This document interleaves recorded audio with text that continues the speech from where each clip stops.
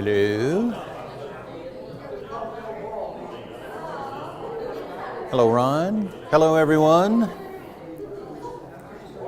Let's mosey on in and be seated.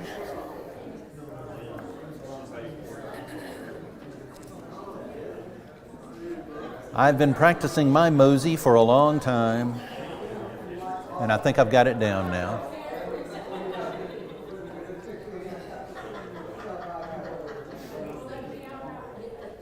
You know, talking to this crowd is like talking to my children. No, I would never do that. No, I would never think of doing that. But that's a thought. I might do that next time. Again, I could use my Dixie Speedway voice, but everybody's ears would be blasted out, so, you know. Okay. Welcome, everyone. Glad you're back this Wednesday evening as we continue our lessons. And we've got everybody seated. I think we're okay. All right. Well, here comes Tom. John, would you mind leading us in an opening prayer, please? Oh, I'm sorry. I forgot the microphone.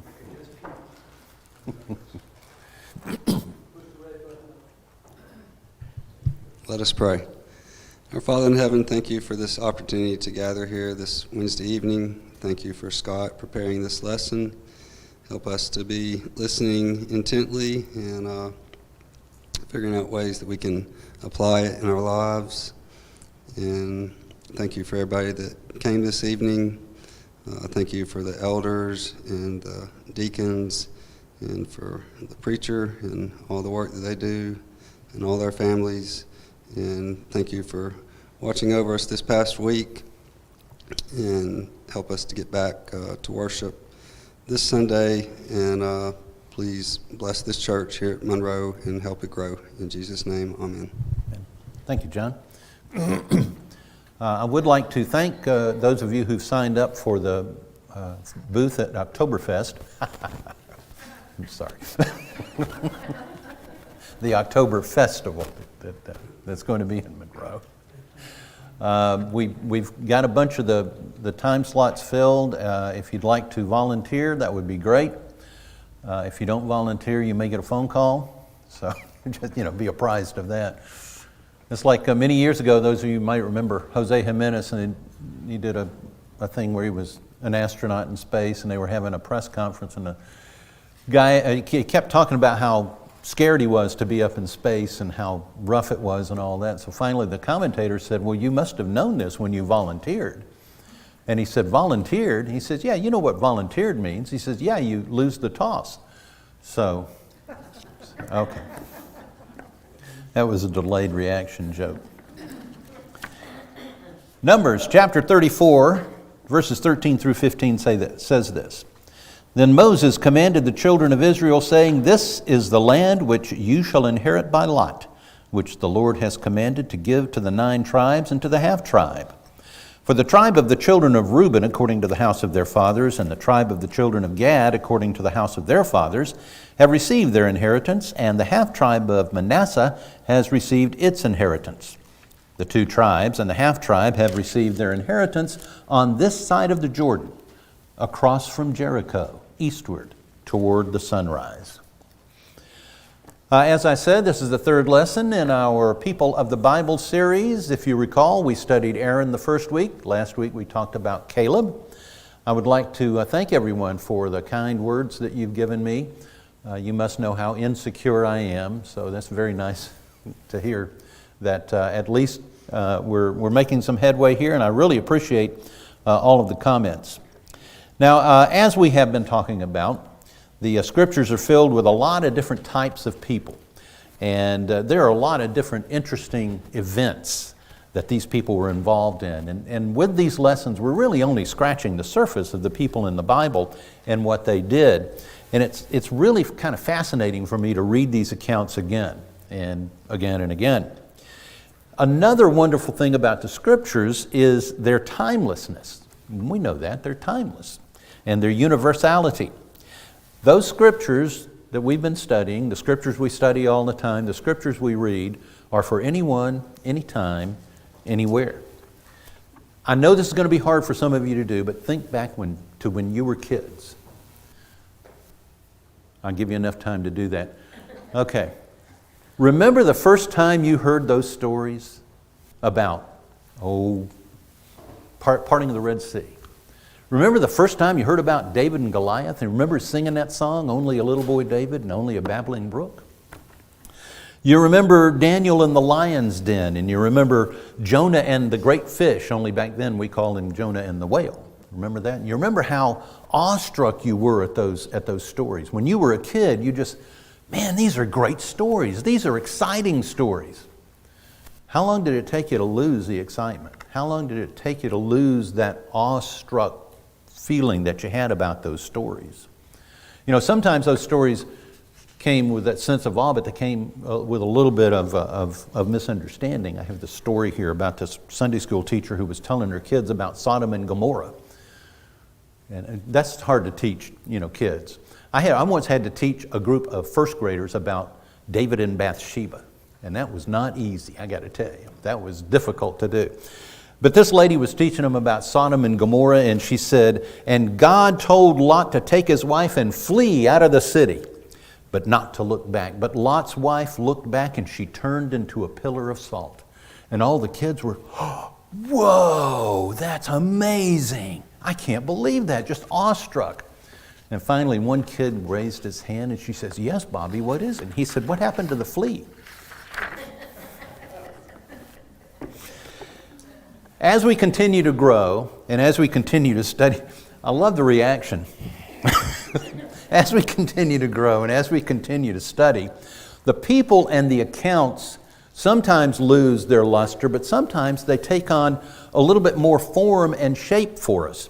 And we start looking at these and we can find little nuggets in them that we've never thought of before. Things that are said that we didn't think about when we first heard these stories. It's like peeling an orange when you get to the meat of the orange, or it's like an ogre. It has many different layers.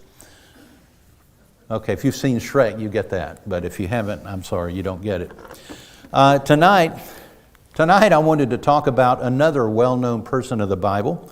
Well, I've already gone past that. I wanted to talk about another well-known person of the Bible, and that's Rahab. Now, Rahab has a very small part, but it's a very pivotal part in the story of the Old Testament, in the story of the Bible, in the story of the children of Israel, and in the story of Jesus. She is a major player in an event in the passage that I touched on at the very beginning here, and that's the account of the time that the walls of Jericho came tumbling down. And we all know that. So we've sung that song too, haven't we? The walls came tumbling down. Or am I thinking of another song? Maybe I'm thinking of John Cougar Mellencamp. I don't know. But anyway, the walls came tumbling down. That's Jericho. Okay. Let's turn to Joshua chapter 2. That's where we're going to be looking this evening. Joshua chapter 2. And some of the others, just see, Joshua comes before Judges, right? That's right. Joshua chapter 2. And as we talk about this, I need to give you a little bit of background. This is, we're going to be talking about Jericho, and Jericho has a very rich and interesting history. It is one of the oldest continuously settled cities or locations in the world. It's located west of the Jordan River. It's about 5 miles from the Dead Sea, and it's about 17 miles from Jerusalem. It is 820 feet below sea level. And that's why when you hear the stories of people going up to Jerusalem from Jericho, that's what they were doing. They were climbing that hill. 820 feet below sea level. That's quite a hike. There is a freshwater spring in that particular area, and that makes Jericho and the surrounding areas kind of a nice little oasis, and it has fertile land there. And that's partly why this is known as the City of Palm Trees. Archaeological digs show that there was a settlement on the site that had stone walls many, many years ago. Later, bigger and stronger walls were built around 2300 BC, and the Amorites may have invaded. Then in about 1900 BC, the Canaanites settled in that particular area.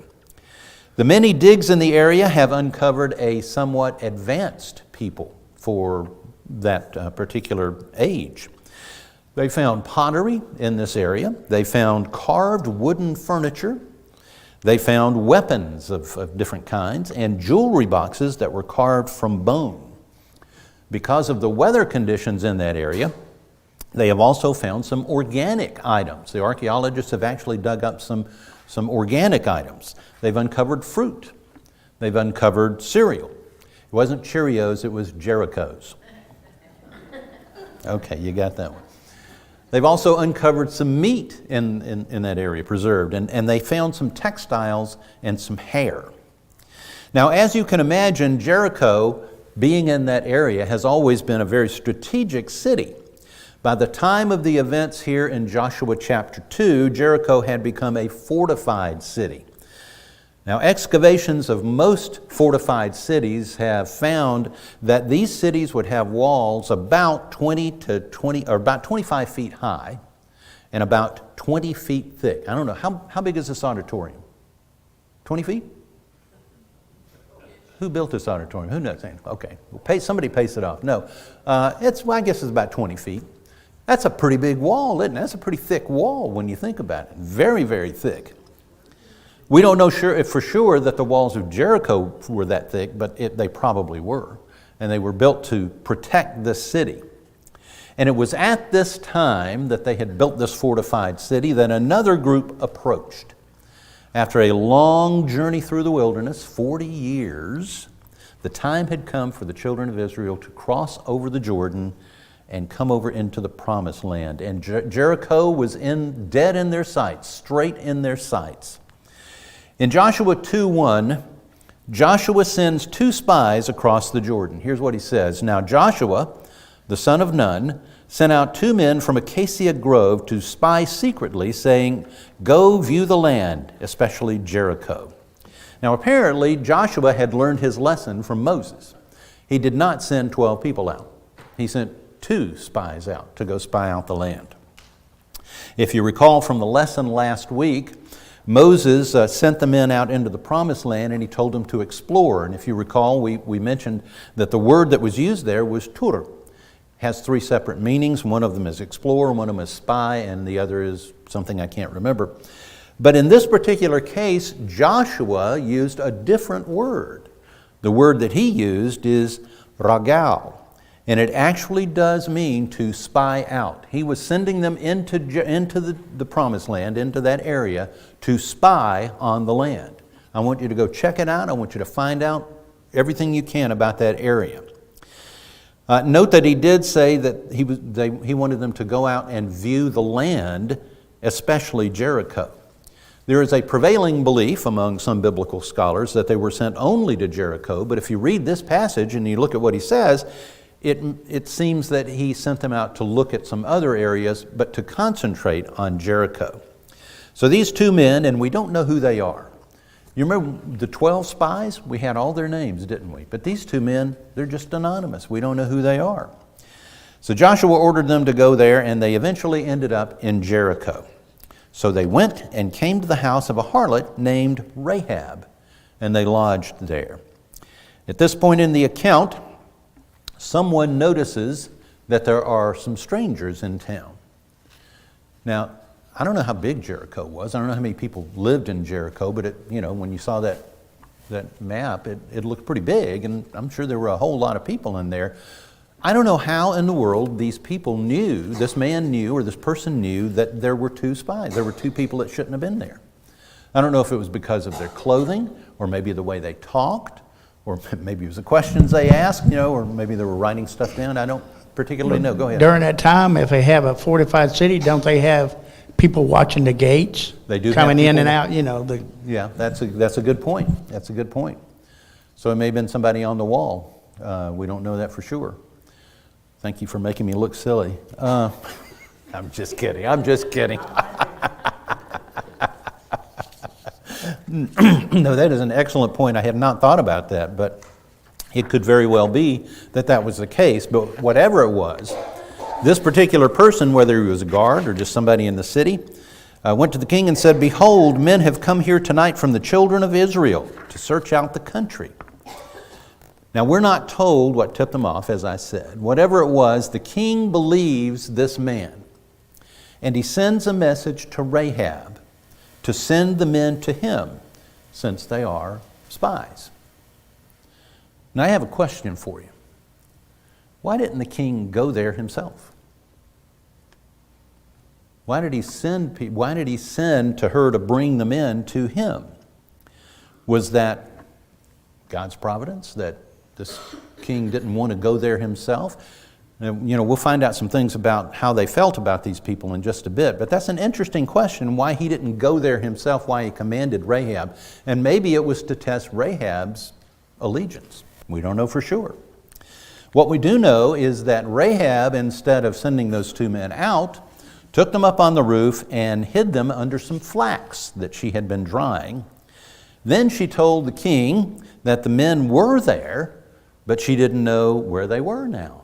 They've left. I don't know where they are. They left the city at night, and you know what? If you hurry, I'll bet you can probably catch them, because they didn't look like they'd run too fast. So go find them.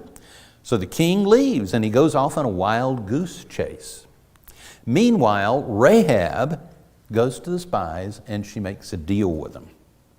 "I know the Lord has given you the land," she said, "that the terror of you has fallen on us, and that everyone here is faint-hearted because of you." Now, the evidence of that faint-heartedness could be the reaction of the king when he finds out that there are Israelites in the city. There are 2 of these Israelites here. We've got to wipe them out. Rahab confirms that everyone in this city has heard how God dried up the Red Sea, and about how what he did to the 2 kings of the Amorites. And they are all quaking in their sandals because they are scared of these Israelites and what they might do. So then she offers them the terms of her agreement. "Now therefore," this is Joshua 2:12 and 13. "Now therefore, I beg you, swear to me by the Lord, since I have shown you kindness, that you also will show kindness to my father's house, and give me a true token, and spare my father, my mother, my brothers, my sisters, and all that they have, and deliver our lives from death." Now, don't let the first part, well, I wanted to show it to you, but it's not advanced. There it goes. Okay, good. Don't let the first part of this verse fly by too quickly. "Swear to me by the Lord," is what she says. The Hebrew word that she uses there is Yehovah, which is, of course, what we get Jehovah from. The definition of that word is the existing one, and it's used as a proper name for God, as we all know. Apparently, at some point in her hearing all of these stories, Rahab had become convinced that the God of the Israelites was the God. The God. Well, the spies agree to her terms. They say, "Okay, we will do what you want us to do." They told her to hang a red cord out of the window so that they'd know which house was hers. Then she let them down over the wall. And by the way, how many other people in the Bible have ever been let down over the walls? Paul, okay. Anybody else? We're not counting the guy that fell over the wall, or Jezebel, because she fell over the wall. David was let down one time over the wall. His wife let him down over the wall. But that's interesting. 3 people there let down over the walls. Later, the Israelites came, and they, of course, as we know, they marched around the city once a day for 6 days. Then on the 7th day, they marched around 7 times on the 7th day. And at that time, they blew their trumpets and gave a mighty shout. And that's when the walls of Jericho came tumbling down. Now, in the past, I have always looked at this story as a great testament to the power and the strength of God. And that's a good interpretation, and it's a true interpretation. If you look in Isaiah 25:2, he says, "For you have made a city a ruin, a fortified city a ruin, a palace of foreigners to be a city no more. It shall never be rebuilt." And Jericho has never been rebuilt on that site. They have a Jericho, some ways away, but it has never been rebuilt on that site. Jesus also alluded to this in Matthew 24 when he was talking about the destruction of Jerusalem. He said, "Do you not see all these things? Assuredly I say to you, not one stone shall be left upon another that shall not be thrown down." And Paul also intimated something about Jericho in 2 Corinthians chapter 10, 4 and 5. "For the weapons of our warfare are not carnal, but mighty in God for pulling down strongholds, casting down arguments, and every high thing that exalts itself against the knowledge of God, bringing every thought into captivity to the obedience of Christ." Yes? In Matthew 24 referring to Jerusalem? Yes, it is. Okay. Yes, it's an allusion to the wall falling down. No one stone not left upon another. Yeah, I went through that a few weeks ago in Matthew 24. And I'm sorry if you took that wrong. He wasn't talking about Jericho. He was alluding to the walls falling down because that's what happened to the temple walls. Thank you for bringing that to my attention. It is true that Jericho exalted itself against the knowledge of God. Rahab told the spies that they had heard everything about God and what God had done. Yet in Joshua 6:1, here's what it tells us. "Jericho was securely shut up because of the children of Israel. None went out and none came in." They shut that city down, and their intent was that they weren't going to give up without a fight. Now let me ask you a question. If you knew that somebody was coming to you and you knew about all those things that had happened, the seas had been parted, things, kings had been taken, and all of these things that the children of Israel did, not counting the 10 plagues, I'm sure. What would have been your reaction? Do you think you might have tried to sue for peace? What do you think you might have done? I don't know, but what we know is that Jericho decided they were going to stand and fight.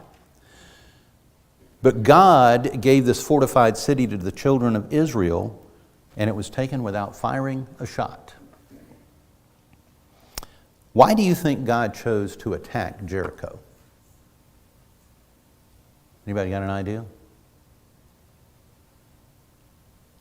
Oh, now you're not going to talk. Right.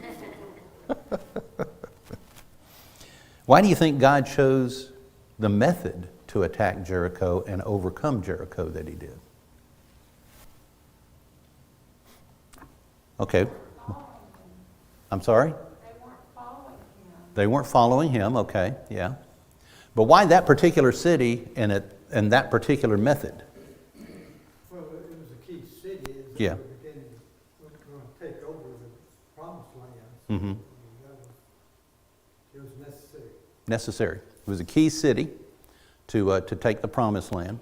It was the first city across the Jordan. That's the first city they came to. So you would think they would take it because it would be a strategic city.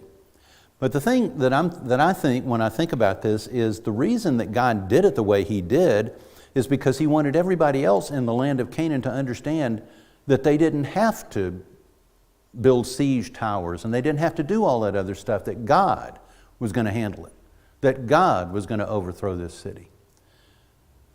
These people knew all these stories. The people in Jericho knew all these stories. It's probably safe to say that a lot of people in the land of Canaan had heard these stories as well. And now they hear something else. They hear about Jericho, and they hear about how Jericho is overcome. And this would be something for them to think about, because 20-foot thick walls are nothing against the power of God. But in all the awe and excitement that occurred in the midst of the massive showing of the strength and the power of God, there are two things that it is important for us to think about, and they're very easy to overlook, and that is the faithfulness of a former non-believer and the grace and the mercy of God. So let's talk a little bit about Rahab. And you knew I was going to get around to it, right? Because this is about Rahab. There's not a lot, but we need to talk about it. Rahab, what was Rahab's profession? Entertainer, thank you. That's a nice way of putting it. She was a prostitute. She was a harlot. She was a lady of the evening. Now, she may have also rented out her rooms in her house because the spies lodged there. They may have gone there seeking lodgings. She had the original Airbnb. In addition, she was drying flax up on her roof, so it may indicate, and I don't know this for sure, I may be reading something in it, but it could indicate that she may have had a business preparing yarn for the city. She may have all kind of businesses going on that made her a very prominent person in this city. She made a pretty good living. She had a house on the wall. Think about that. A house on the wall of Jericho. And the window looked out toward the east. But she was also an observer. She had heard that the Israelites were approaching. And she had heard all of these things that they had done. She knew that the city was preparing for an attack. She, like everyone else, was scared of what was going to happen. But she weighed the evidence that she had heard, and she decided to believe that God was God. Jeff? Well, I think that there's probably a little more. I think she was in communication somewhat with God. Obviously, us knew to go to her. They didn't just go into the other 1 million, 2 million, whatever it was, people. They went to her. Mm-hmm. And she obviously had, even though she was a cult prostitute or whatever that she was, because all of the people in Jericho were condemned, basically.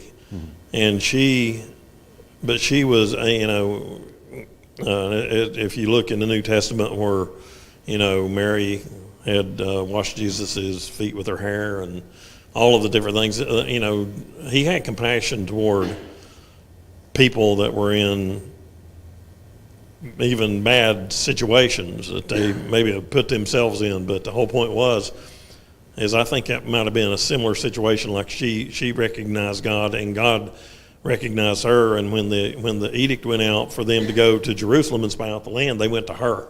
They didn't go nowhere else.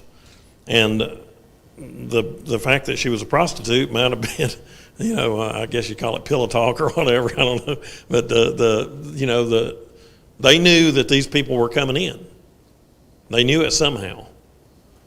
And I don't have a clue about how that happened, but there was a lot of knowledge that was it was obvious, according to the story.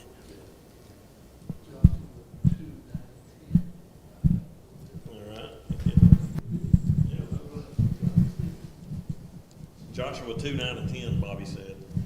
And said to the men, I know that the Lord has given you the land, that the terror of you has fallen on us, and that all the inhabitants of the land are faint-hearted because of you. For we have heard how the Lord dried up the water of the Red Sea for you when you came out of Egypt, and what he did to the 2 kings of the Amorites who were on the other side of the Jordan, Sihon and Og, whom you utterly destroyed. So there was common knowledge, but there was specific knowledge. Yes. There was both. And so the general population had common knowledge that God's been, he is a very active God and is protecting his people. Mm-hmm. But they had specific knowledge to go to her, and she had specific knowledge to take them in and to do what she did. Well, I don't know if they had specific knowledge to go to her. That's like I do, reading into it. But anyway, that's... Yeah. I don't know that for sure. Yes, sir. The fact that she lied gives us opportunity. Please stop getting ahead of me. I actually, 2 pages from now, I actually have that question. I thought we was talking about her characteristics. Yeah, and I'm going to bring that in too later on. Yeah. Now, good points, and it could very well be that she was a believer. And it could very well be that God sent them to that woman. We don't know that for sure. So yes, very, very, very good point. So now I'm going to stop teaching and.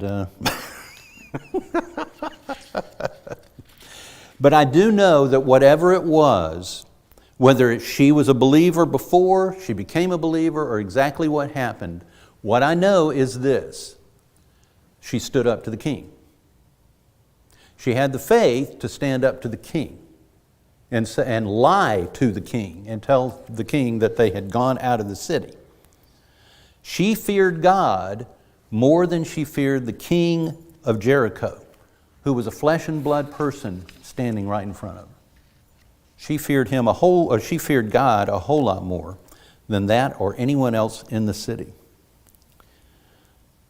And the fear that Rahab had was not necessarily respect, not in the sense that we think of it. It was, I know what God can do to me type of fear. And she didn't want that to happen, so she made that bargain, and she kept her end of that bargain. And we find out what happened to Rahab in Joshua chapter 6 and 25, and Joshua spared Rahab the harlot, her father's household, and all that she had.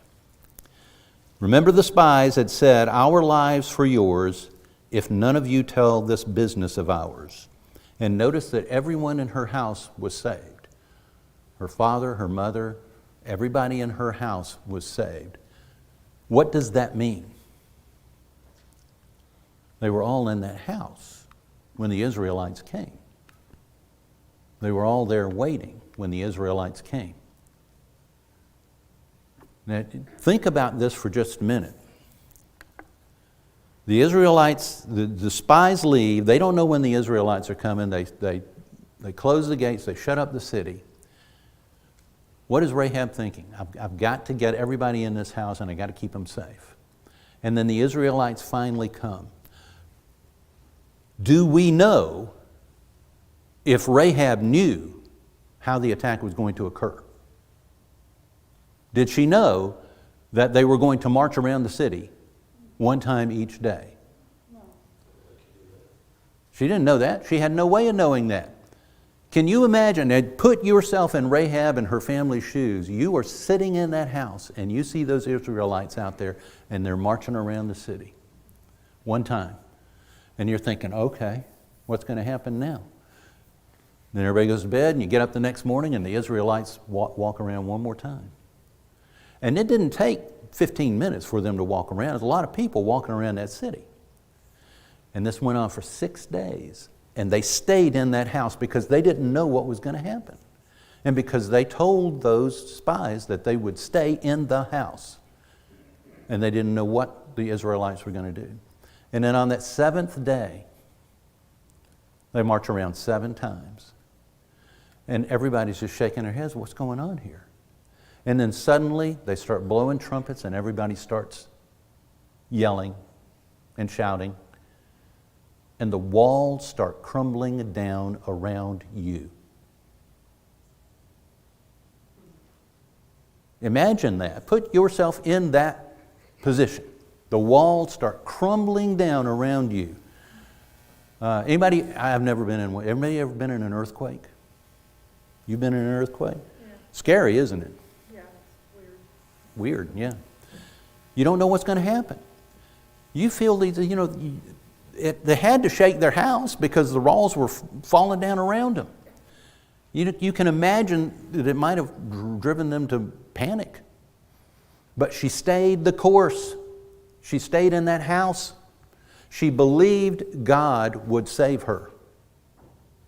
She believed that God was faithful to His promise to save her. And so she stayed there with her family. And when the dust had settled, when everything had crumbled, she was taken out of there. And she lived in the land of Israel the rest of her life. Yes?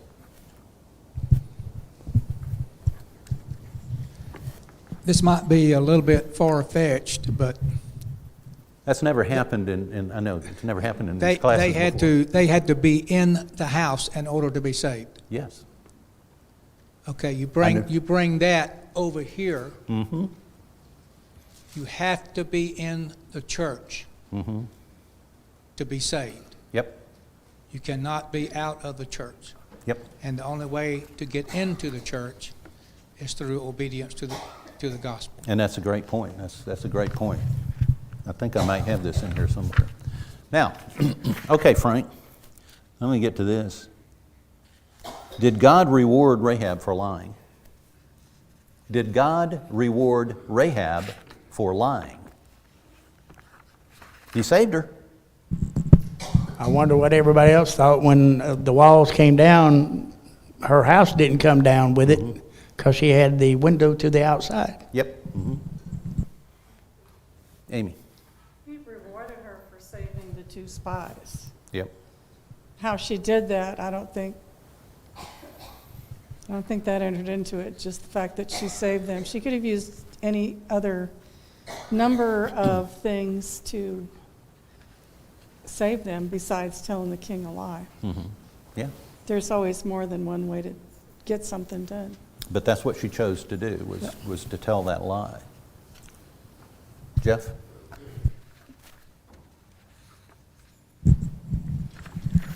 One thing that the Bible is very adamant about is honesty. He didn't cover up or lie, No. but he said, basically that she lied. But it didn't say that he approved her lie. And there's numerous other incidents where people did things that they shouldn't have done in the course of doing something that they were told to do. And I mean, so I think that what we need to do is understand that he did not tell her to lie. He didn't approve of her lie, but he did tell you about her lie. And see, to me, and this is me because I've talked to people outside the church and all, these are things that people bring up. Well, Rahab lied, and Rahab was a prostitute, and blah, blah, blah, blah, blah, on and on and on. We have to be able to come back and say, well, yes, but here's what happened. And to Ron's point, she did what God told her to do. And she stayed in that house, and that protected her. She was covered, if you will, by God's mercy and by His grace. I don't know, I've been in this discussion so many times about lies, but I think we have to take it in the context of the whole story here. We're also talking about spies. Spies are walking around lies. Yes, they were. That. So, it depends on the context and the situation there. So, I sometimes doubt, whether we ought to really call it a lie, there. Well, it was a lie. But, yeah, I totally agree with you. The spies were, in essence, lying too, sneaking around. Rahab is a perfect example of God using imperfect people to affect His will. Yep. Yeah, that's one of the places I was going. And that's something that's something we always need to remember. God uses people who have all kind of problems. Believe it or not, I have all kind of problems, and God still uses me. I fall down, and we all do that, So God uses people the way that He wants to use them, and it's up to us to do what He wants us to do. Yes, sir. If God can use a donkey to talk to somebody, He can use anybody He wants to do anything. Yes, He can. Yes, He can. You can't question the power of God. Nope, not at all. And we can't question the faithfulness of God either. God is faithful. And we always need to remember that God was faithful to her just as she was faithful to Him. Wasn't she in the line of David? Yep, that's actually one of the points that I was coming to. Let me see if I can get to it. I know you want to say something, Jeff. Let me grab this real quick. No, you're good. Go ahead. But it's like. Yeah, his eyes in the top of his head. Oh, well, I skipped over this because he started talking. Apparently, her trust in God wasn't fleeting. It stood the test of time, so she dwells in Israel to this day because she hid the messengers whom Joshua sent to spy out Jericho. She was the great-grandmother of David and was in the lineage of Jesus. In Matthew 1:5, Salmon begat Boaz by Rahab. Boaz begot Obed by Ruth. Obed begot Jesse. And then she's also in the Hall of Fame of Faith. We always talk about the Hall of Fame of Faith. Hebrews chapter 11, verse 31. By faith, The harlot Rahab did not perish with those who did not believe when she had received the spies with peace. Read that again. What do they call Rahab? The harlot Rahab. Because that's what she was known by. But it's okay because she knew who her God was. And that's okay if you want to call me a harlot. If you want to call me anything else, I don't care. So that, that's a great thing. I want to get to one point. May I get to this point? Yeah. Yeah, okay. Go for it. Because, yeah, thank you. Since it is my class. You'll be excused. Okay, there's one part of the story that we kind of overlook sometimes, and it's easy to overlook. The spies told Rahab to hang a red cord from her window. And she said, according to your words, so be it. And she sent them away, and they departed, and she bound the scarlet cord in the window. Have you ever wondered about that? Have you ever wondered about that red cord hanging out the window? Did that call attention to her? She lied about the spies being out. They come back from hunting for the spies, and they see this red cord hanging out the window. Wonder why that's there. Don't know for sure. It must have crossed her mind that it could happen that they would say, why is this out there? But she still did as she was commanded to do, as she was told to do. And it's interesting to think about that, but there is a clue to the reasoning in the Hebrew words of this passage. And I discovered this quite by accident. The Hebrew word that is used for hope in the Old Testament passages is tikvah, T-I-Q-V-A-H. And according to Strong's Concordance, the word is used the vast majority of times in the context of expectation, hope. However, there is another meaning for tikvah. The word used for cord in this account is tikvah. It's the only time it's used in that context, is here. Rahab, prostitute and citizen of the land of that God's people were about to attack and conquer, had faith in the stories she'd heard about this God. She loved her family. The cord was not a sign that told the Israelites to blow their trumpets in another direction. And that's another thing. They saw that red cord, but they didn't go, oh, we can't blow in that direction. They just blew. And that building remained. It was a sign of her faith. It was a sign of her faith. She tied her life to the promise of deliverance which was attached to the other end of the red tikvah hanging out of her window. The promise was her hope, and the cord was a symbol of that hope. The cord was a symbol of her faith and her trust in God. That's right. Literally, yes. yes. I think there's actually something to that. I think that was part of her business, and that was how they knew what to tell her to do. But I don't know. I could be wrong. I don't know.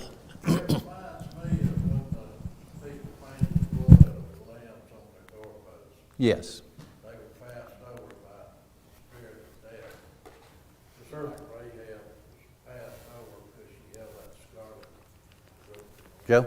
Her window was also on the other side of the wall from the gate. Well, this is true, but they came back and looked, Here's what, and this is where I wanted to go. She hung that, I don't know if anybody saw it or not, but she did what she was told. She let that cord hang out of the window. And Jesus tells us to take up the cross and follow me and let your light so shine. If a harlot, a prostitute, can hang a red cord out of her window, we can tell people about Jesus, can't we? We can tell them about how He can protect them, as Brian said, if we're in the house. If they will get in the house. And we can tell them how to do it. Okay, anybody else have anything else to add? I actually got to the last page, but I had to skip a lot of stuff. I appreciate all the comments. It's great. I really do appreciate it. It seems like now you know you can talk in the class. But thank you very much for all your comments. I appreciate it. Next week, Lord willing, Gideon.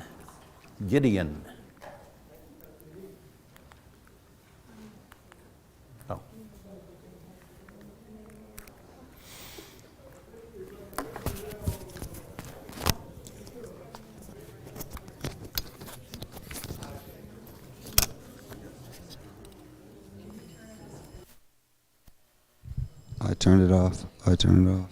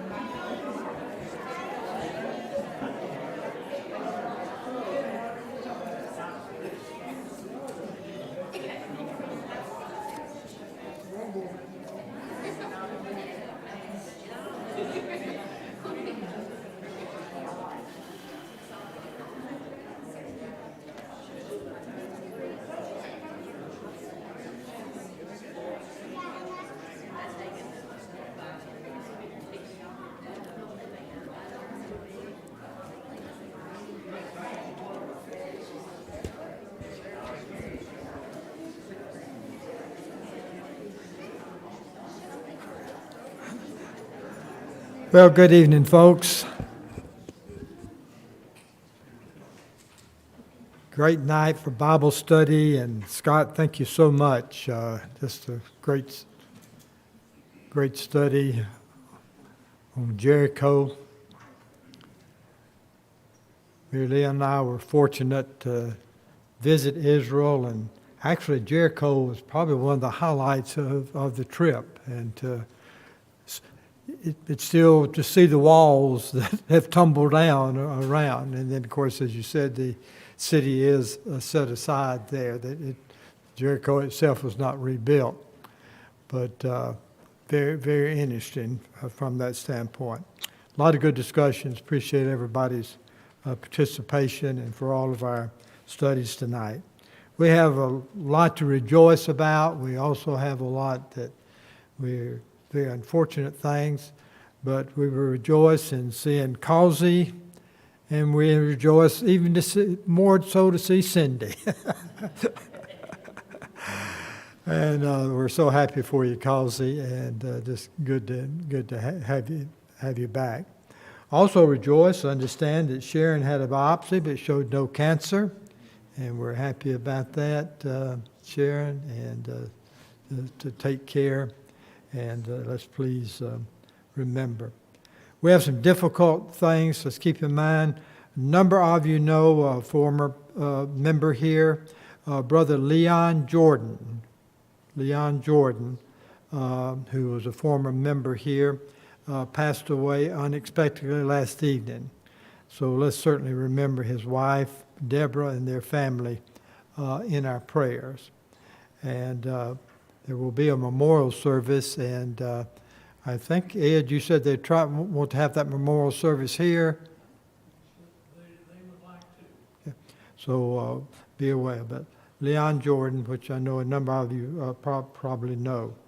Let's keep Rex Butler's family. His stepdaughter's father passed away, and let's please remember them. Again, just so sorry to hear that Almeda Cooper fell last night and broke 4 ribs, and all the difficulties she's having, and then to suffer through that. So she's in the Rockdale Hospital, I think probably still there. And so let's please keep Almeda in our prayer. Just so sorry about that. Again, let's continue to remember Brenda West following her surgery, and let's keep her in our prayers from that standpoint there. Trying to remember others. I know we have just a number of folks we do need to keep in our prayers there. We had an announcement the other day that Josh and the baby are sick. I hope that things are better for them. So please, let's remember them. Just a number of other people that we keep in our prayers there. There's a sign-up sheet in the foyer for a Wednesday meal. So start back for a Wednesday meal, and if you'd like to participate in there, there's a sign-up sheet for that. And also just a reminder, the fellowship hall has been reserved this Sunday from 1 to 5. So please note that would not be available to us there. Again, we want to continue to remember, had a good youth devo the other night, and also as they talked about the mentor program, looking forward to that, and we appreciate that. Let's remember the opportunity for the Fall Fest that's coming up. Again, we have a sign-up sheet for that. Secret Sisters. Chrissy, you reminded me. Secret Sisters Saturday morning, 9 o'clock at the IHOP there. And I believe you said other folks can come and eat a pancake too, right? And so the Secret Sisters will be there. But again, let's remember that sign-up sheet also for our Fall Fest that we have out there too. Our ladies' class resumes September the 27th at 10:30. Anna's going to be leading that study, and we're happy about that situation too. Next Youth Devo is coming up on October the 16th. And Sister Terry Jenkins is going to host that. We're so very happy about that. I know there are others that we need to remember, and so please note and pass that information on to one another. Let's remember then, as Scott said a while ago, and has had the red scarlet rope out, let's remember, though, that we let shine on as we go out this week there. Each Wednesday we have the opportunity, and the opportunity would say all the time to be baptized, if you have problems, that you need difficulties with, to please contact the elders or someone that we can help with. But that invitation is always open. And Wednesday, we still have a special opportunity for you. If there's any way we can be of service, if anyone's seeking baptism that has not, that opportunity is always available where we can assist. Again, we're so grateful that we have that opportunity. And if you would now, let's stand and sing for our invitation song.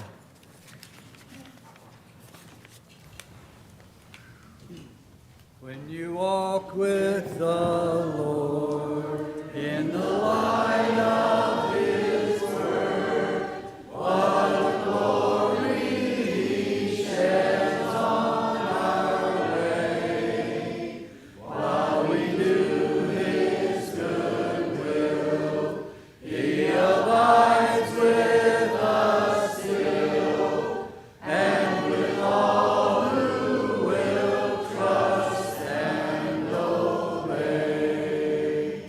Trust and obey, for there's no other way to be happy in Jesus but to trust and obey.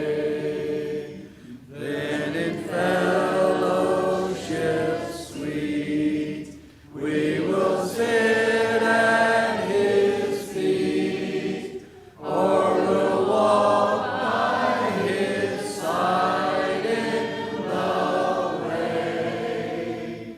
What He says we will do, where He sends we will go. Never fear, only trust and obey. Trust and obey, for there's no other way to be happy in Jesus but to trust and obey.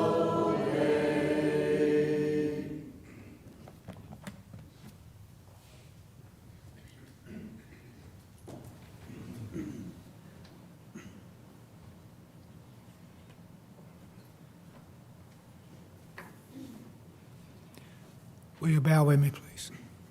Our Heavenly Father, we thank you for this opportunity to gather together and to worship you, and thank you for Scott for leading the class and all the wonderful scriptures and the message that we can get from them.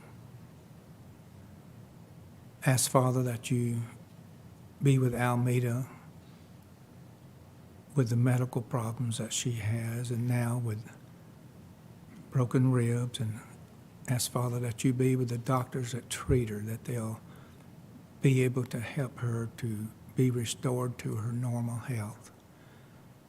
Ask, Father, that you be with the Jordan family and the loss of Leon,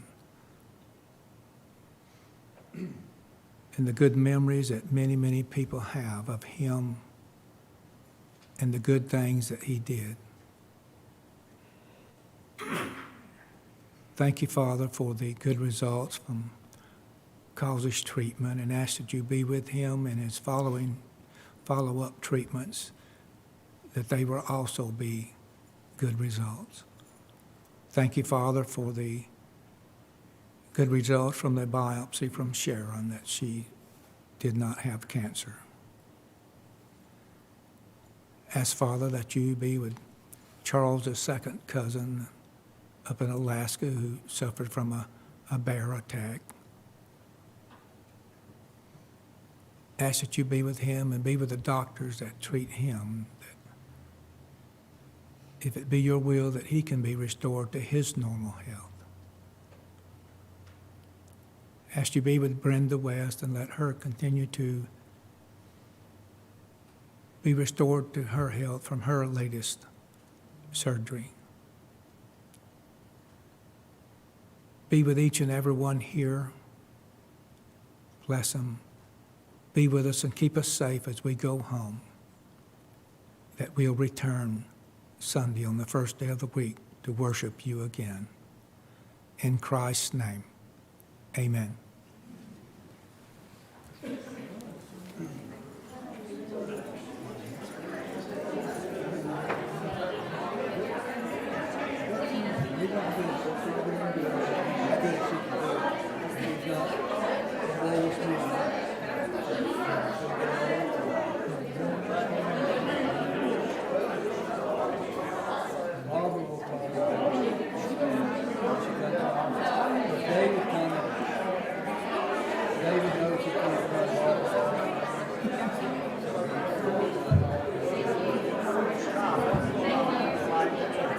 I don't know.